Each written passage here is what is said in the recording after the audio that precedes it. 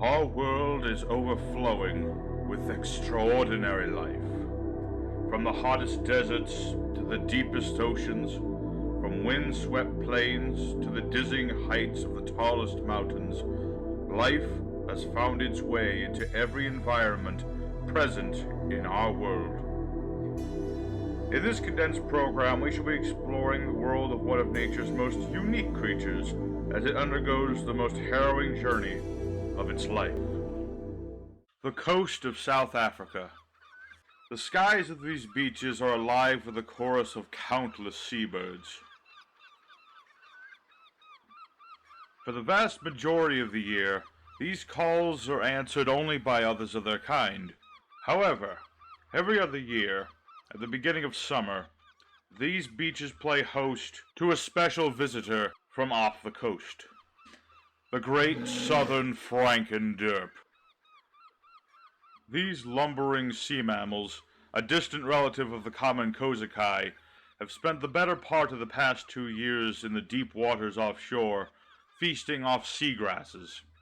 Dragging their 226-kilogram bodies onto the beach, these mammals prepare themselves for the great journey northwards to their ancestral breeding grounds and their waiting females. An older male Frankenderp takes a moment to rest in the surf. Frankenderps live on average between 30 and 40 years, and they'll mate throughout their lives from their second year. He takes a moment to wallow in the surf. Frankenderps have very delicate skin. It needs to be kept moist in order for them to survive, outside of water for long periods of time. Thick rolls of blubbery fat covered in small hairs are perfect for trapping moisture against his skin. Its preparations complete, the male begins its trek up north with its kin. The African Savannah. This rich ecosystem is home to hundreds of species of animals. A common sight upon the plains are the flame buffalo. These massive herbivores, standing at approximately 2 meters in the shoulder and weighing at 900 kilograms apiece, dominate the landscape. Living in herds that can number more than 200, the flame buffaloes spend the majority of their time grazing on the long grasses that cover the plains. Amongst the herd, dozens of youngsters begin their first faltering steps to learn the way of the herd. They must keep close to their mothers in order to avoid the constant danger of these plains. The Leo gun. These pack predators have been stalking the flame buffaloes. Roaming in packs of 10, these predators have a voracious appetite. The flame buffalo have spotted the Leo guns and mount a desperate defense. A deadly wall of sharpened horns and stomping hooves deter the Leo guns' advance. But the Leo guns are far cleverer than the flame buffalo. While the majority of the pack is stayed to the front, a pair of fleet-footed females has gone downwind. Their goal is to scatter the herd and break their defense.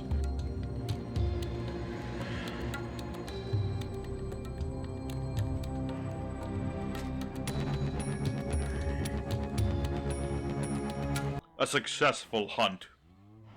The Leo guns will feast upon this carcass, the rich fatty meat of the flame buffalo able to satiate the entire pack. It is the rainy season in Africa. The sky is opening up to deliver their life-giving waters to these parched lands. It is no coincidence that the Frankenderps choose this time to begin their journey. In order to keep their skin moist for the journey, the Frankenderps must seek out any source of water that they can on their way to the breeding grounds.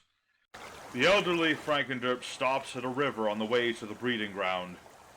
Wallowing in the waters, he'll consume as much water as possible in a short amount of time. He is joined at the riverside by others of his kind. A great old alligator waits in the shallows. This ambush predator has been drawn to the surface by the sound of splashing in the water. The great alligator possesses a special metabolism that allows it to survive long periods of time without food, but once it does detect prey, it is truly voracious.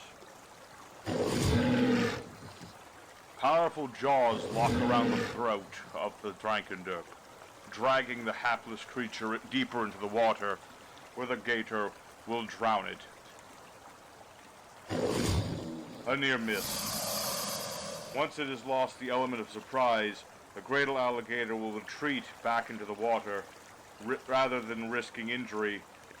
Its supply of water restored, the Frankenderp recedes northward once more. The Frankenderps will travel both day and night, seeking little food or rest, and only stopping when absolutely necessary to replenish water.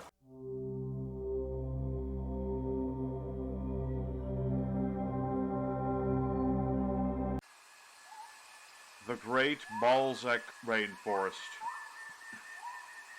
This 3 million meter long rainforest is home to its own unique habitat. Indeed, many of the species that live here can be found nowhere else. The southernmost tip of this forest reaches towards the path that the Frankenderps take in order to reach their breeding grounds, and some Frankenderps have discovered the rich bounty that is found here. The elderly Frankenderp knows from experience that in order to secure a female, it's going to need to make itself as attractive as possible. Highly nutritious fruits can be often found scattered on the forest floor here, and he wastes no time in scooping up as much as he can. For the past several months, much of the food that he has consumed has been stored in this sac-like organ in preparation for the females. Adding these fruits will increase the potency of the slurry that is churning within him, allowing him a better chance at procreation. This strategy of securing better odds at finding a mate, however, do not come without their own risks. The red-eyed dragoon. Normally found farther north, this male has been driven south, likely due to territorial disputes. With its fierce rending claws and voracious appetite, the red-eyed dragoon will consume anything that it comes into its path, and the Frankenderp possesses no means by which to defend itself from such a predator. He's been spotted.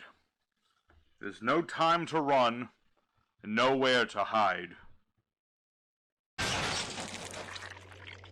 The arrival of this gamma seal is a double-edged blessing.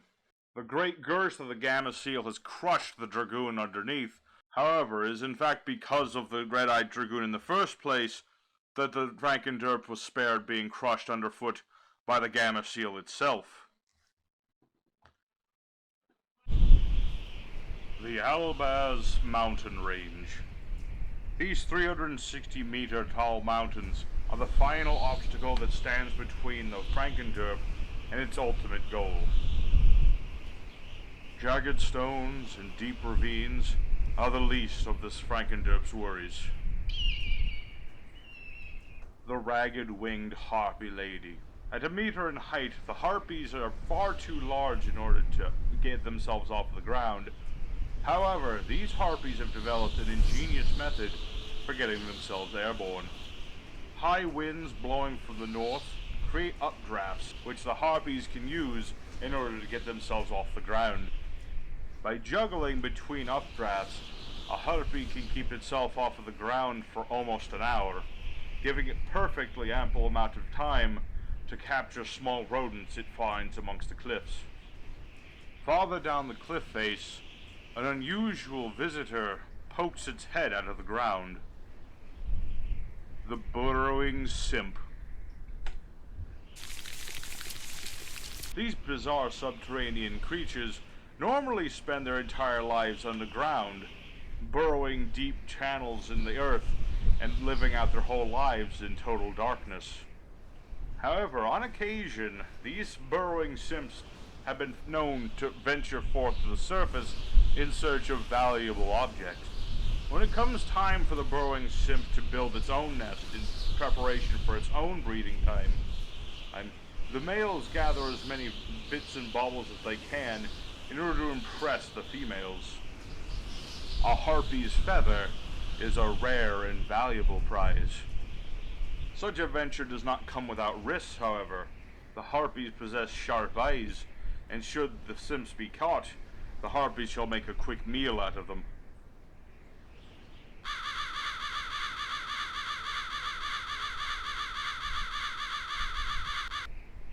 After more than a month of travel, over steep land and through dangerous territory, the Frankenderp has finally reached its ancestral breeding grounds.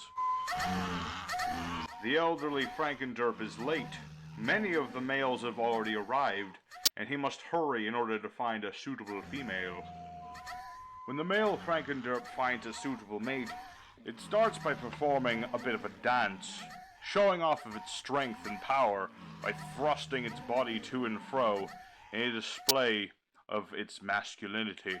Should the female seem interested, he plays his final trump card. A vile concoction vomited up from the special sac-like organ in their stomachs, this slurry is meant to placate the female with a gift of food. There are fewer females than males in the crater, and so scuffles between males is not an uncommon sight. Wading through the throngs of male and female Frankenderps, the elderly Frankenderp has finally found a vacant female. He begins by performing his dance, strutting about with showing off his strength. She seems hesitant at first, the Frankenderp's age apparent. However, the gift of the enhanced slurry has tempted her.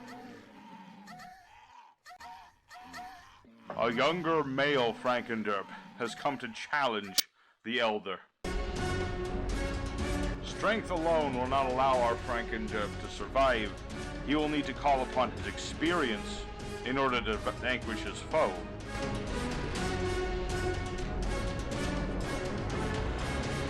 The younger Frankenderp has been driven off, and our Frankenderp has gained the right to breed.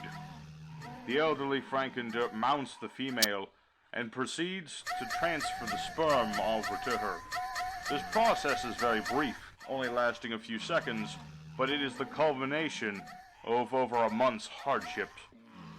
With the deed done, the elderly male Frankenderp about faces and prepares himself for the return journey back to the ocean. Exhausted by his long journey, and battered by his younger rival, the elderly Frankenderp's strength is about to given out. He has traveled the same journey for over 30 years of his life, and now he is naught but food for a waiting predator. However, he has succeeded in passing on his genes to the next generation, ensuring that his species shall survive.